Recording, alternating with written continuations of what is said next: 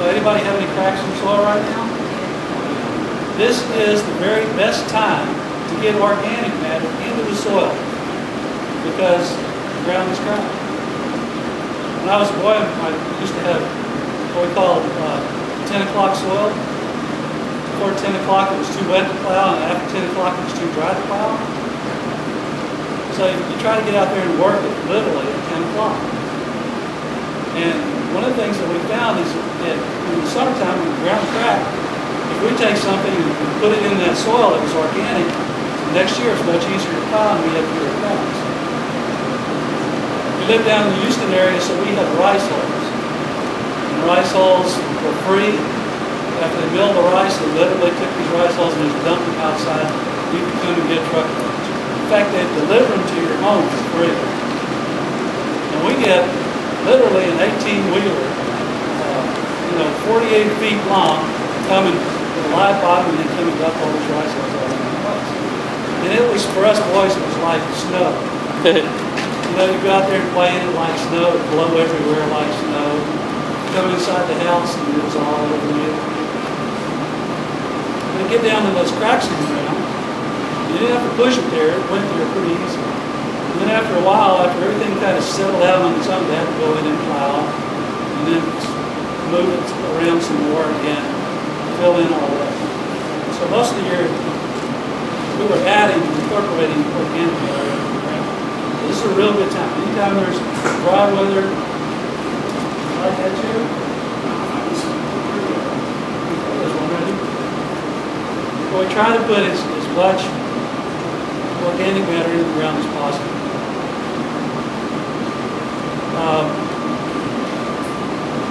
If you're mulching trees, we do know that trees that have no mulch, zero mulch, have about this many roots. If you add mulch over that tree, it's like twice or 5 times as many roots under the same tree. Why is that? It's cooler. It's cooler. You may have heard the story about Malcolm Beck on the hottest day ever recorded in San Antonio history, which was, I think, September 11, 2000. He went out, measured the soil temperature at the top of the ground, and I forget what it was. I did the same thing in my farm that day, and that's where I can tell you my story. I knew it was hot. We checked the indoor thermometer, and it was well over 100. It was getting close to 110.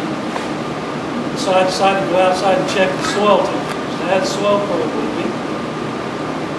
Right on top of the ground, it was 130 degrees, because that's all my thermometer went to. It may have been hotter, but it was 130 on my thermometer. I pushed it 6 inches down into the soil, as hard as it was to do, and it was still 100 degrees. 100 degrees. Now, how many microbes do you think are alive at 100 degrees? Not enough. Not many. Not many. They die pretty quick. So, I mean, when you're microscopic size and the sun shines down on you and you get baked and you got that hot air coming in, yeah, it kills you. So,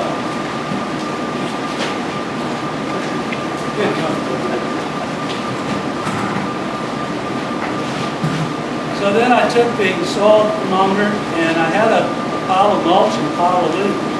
And I stuck it under this pile of leaves, which was probably 6 to 8 inches deep. You know what the temperature was? 90. Huh? 90? No. 80. No. 78 degrees. 78 degrees. Pardon? Was in the shade of the sun? It was in the shade. So I take the soil thermometer out to a mulch pile that is in full sun, 3.5, 4 inches deep, and I stick it down, and guess what the temperature was? 85. 78 degrees. 78 degrees. Under 4 inches of mulch. I've got a well that below the ground is 15 feet to water. You know what that water temperature is? 78 degrees. 78 degrees. I'm not joking.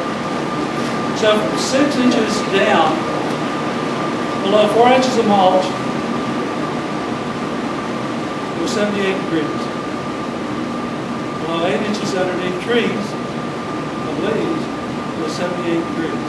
And full sun, cloud field, 100 degrees.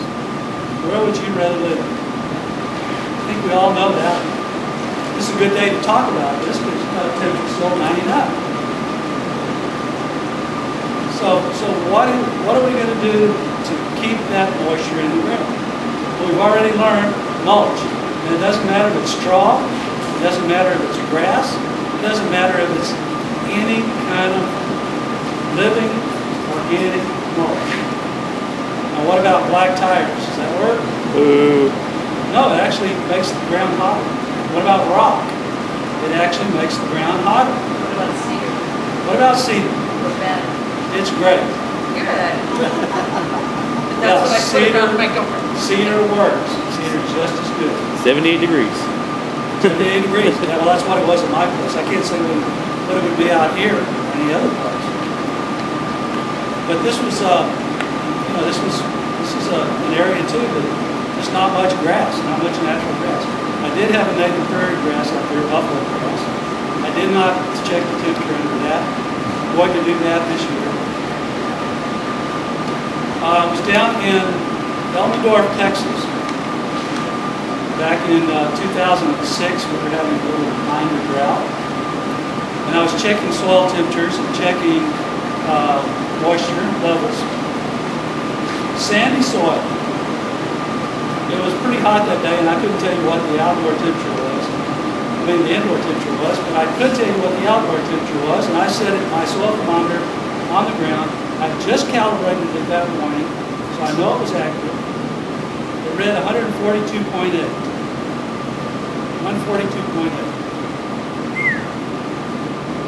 I was checking moisture under these olive trees, and I was getting moist underneath the trees that had drip irrigation. Well, you'd expect it. Some of the trees, when we know the irrigation was plugged, that had nothing under it, stick it down there, absolutely dry. The tree was still alive, but it was absolutely dry. If you know anything about olive trees, they take a lot of heat and a lot of drought. Yes, sir. Earlier County agents say that those olive trees are good because they're growing in sand. The way she's growing hydroponically because it's some sand. Yeah, she's going hydroponically. Just about. Just about. There is some nutrient in this. Not much. We ran this up this. Underneath the mulch, we definitely found moisture.